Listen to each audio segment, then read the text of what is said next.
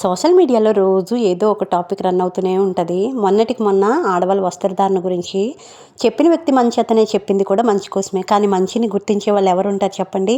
మంచిని మంచిగా గుర్తించలేరు. ఎందుకంటే మనం అమ్మ అన్న బూతుగానే తీసుకుంటారు. అట్టి ప్రపంచంలో ఉన్నాము, అట్టి మనుషుల మధ్యన ఉన్నాము. ఎవరికి చెప్పినా కోపం అనమాట.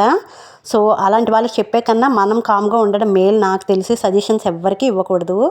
అందులో చెడ్డగా అసభ్యంగా మనము వస్త్రధారణ చేసుకున్నప్పుడు చెప్తే తప్పేముందండి? చెప్తే సరి చేసుకోవాలి తప్ప అందులో మన లోపం ఉందని తెలుసుకోవాలి. అంతేగాని దాని గురించి పెద్ద డిస్కషన్స్, వాదింపులు అవసరం లేదు.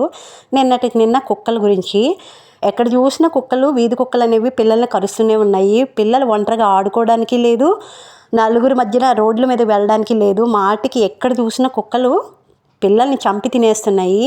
అలాంటప్పుడు ఏదో ఒక యాక్షన్ తీసుకోవాలి కదా. దానికోసం కూడా రాద్ధాంతం.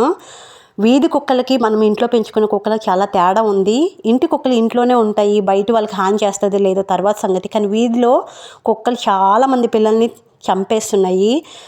నాకు తెలిసినంత వరకు మనిషి ప్రాణం కన్నా మించింది ఏదీ లేదు. ఎందుకంటే ఒకప్పుడు కుక్కని విశ్వాసి అనేవాళ్ళు. ఎందుకంటే మనుషుల కన్నా కుక్కనేమో విశ్వాసంగా ఉంటుందని అనేవాళ్ళు. కానీ ఇప్పుడున్న కుక్కలు ఎక్కడ చూసినా మనుషుల్ని హాని చేసే స్థితిలోనే ఉన్నాయి. అలాంటప్పుడు ఏదో ఒక యాక్షన్ తీసుకోవాలి కదా.